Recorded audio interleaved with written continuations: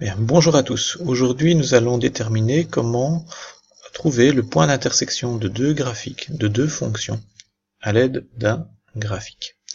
Alors, prenons par exemple les deux fonctions f1 de x égale x plus 1 et une deuxième fonction f2 de x égale moins x plus 3.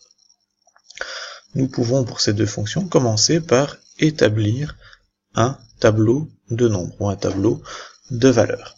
Ceci va nous donner les résultats suivants. Donc quand x vaut moins 2, on remplace x par sa valeur, donc par moins 2 dans f1 de x. Donc je vais avoir moins 2 plus 1, c'est donc égal à moins 1. Lorsque x égale moins 1 plus 1, y est égal à 0, f de x est égal à 0. Si x vaut 0, y vaut 0 plus 1, y vaut 1. Si x vaut 1, y vaut 2. Donc f de x égale 2. Et si x vaut 2, oui, f de x est égal à 3. Donc 2 plus 1. Faisons la même chose avec f2 de x. Si x vaut moins 2, f2 de x ou y vaut moins 2, donc c'est-à-dire 2 plus 3. Donc f de x vaut 5. Si x vaut moins 1, nous avons moins 1 plus 3, donc f de x égale 4, et ainsi de suite.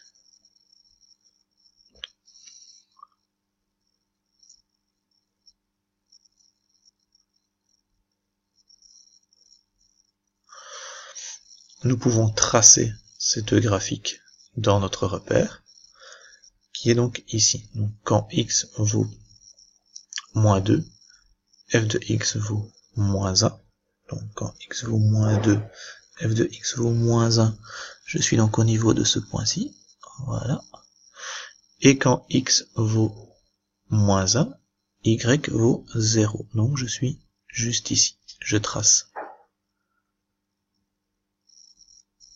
ma droite et j'ai ma fonction ici, f1 de x.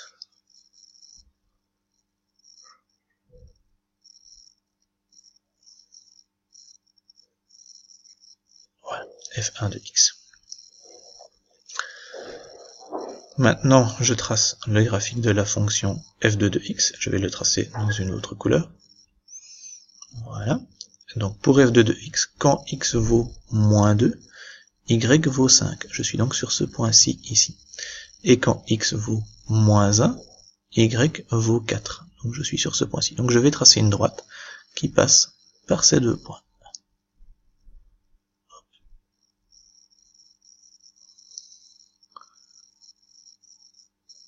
Et il s'agit de ma fonction f.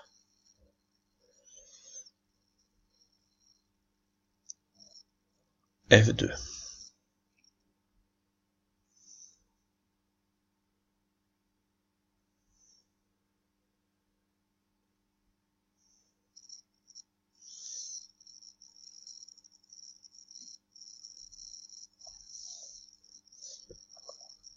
Le point d'intersection de ces deux fonctions est situé ici.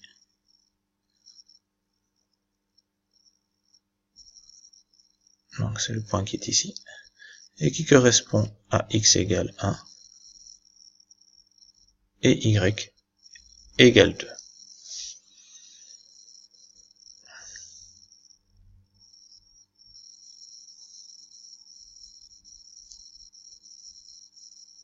Donc on peut dire que les graphiques se coupent en un point pour lequel les valeurs de x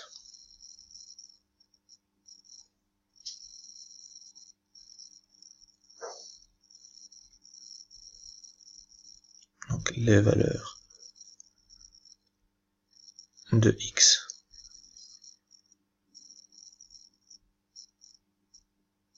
sont égales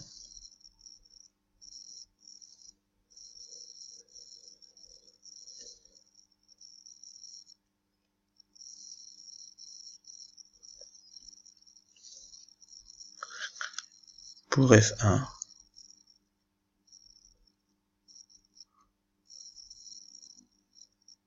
et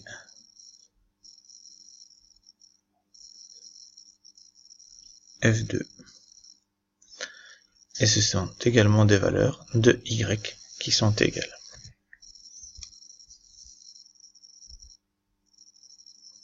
Alors, une fois qu'on a la valeur de x,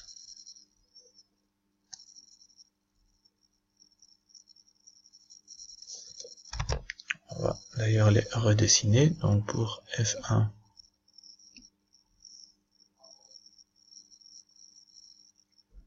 on était en -2,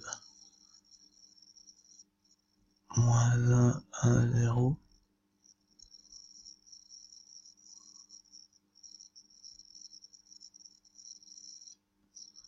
De 1.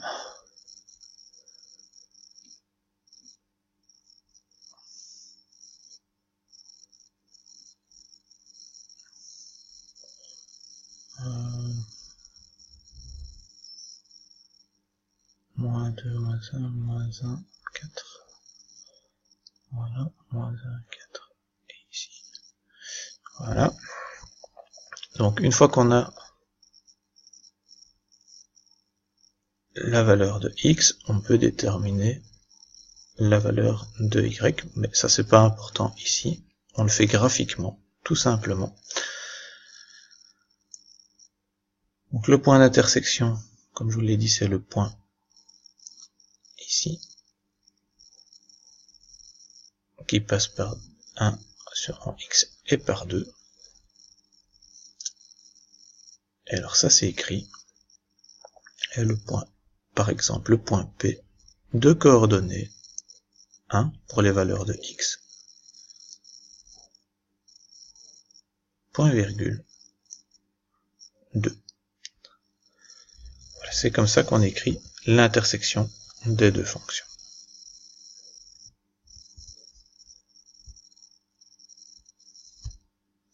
On peut également trouver l'intersection de façon algébrique, c'est-à-dire en utilisant que les expressions analytiques de nos fonctions. Alors le point d'intersection, comme on l'a dit, c'est le point pour lequel les valeurs, on a donc des valeurs, les valeurs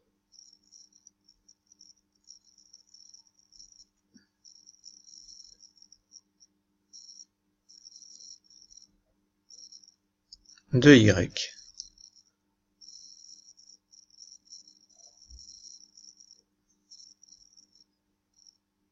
sont égales, elles sont identiques. Donc on peut écrire que pour ce point d'intersection, f1 de x égale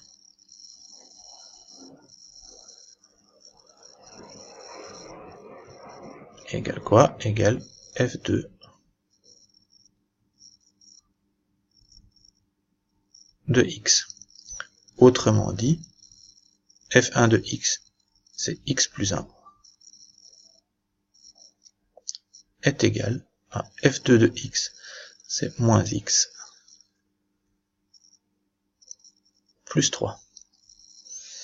C'est une équation du premier degré à une inconnue, x.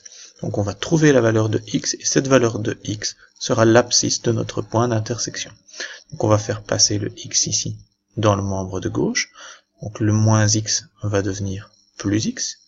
On va donc obtenir x plus x, soit 2x, va donc être égal à 1 va passer de l'autre côté. Donc 3 moins 1, c'est égal à 2. Autrement dit, x est égal à 1. On divise 2 par 2 pour avoir x. L'abscisse du point d'intersection est donc 1. Avec cette abscisse, on peut calculer l'ordonnée en remplaçant la valeur de x dans l'expression analytique, par exemple la première. Donc y va être égal à x plus 1. Donc y, l'ordonnée de notre point d'intersection, va être égal à 1 plus 1. 1 plus 1. Donc y va être égal à 2. On peut également le faire en utilisant la deuxième expression analytique. On verra qu'on obtient la même réponse. Y égale moins x, donc moins 1 plus 3. Y est donc égal à 2. Donc le point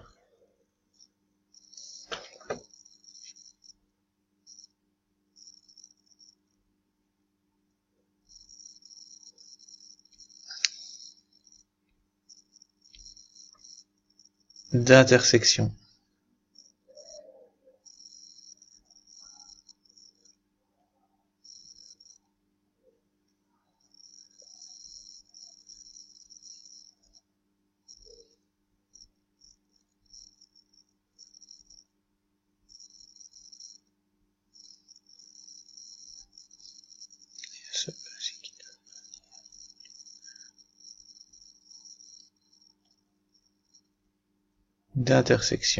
est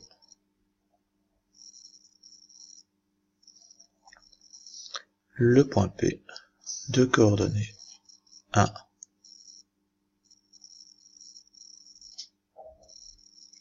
point virgule 2.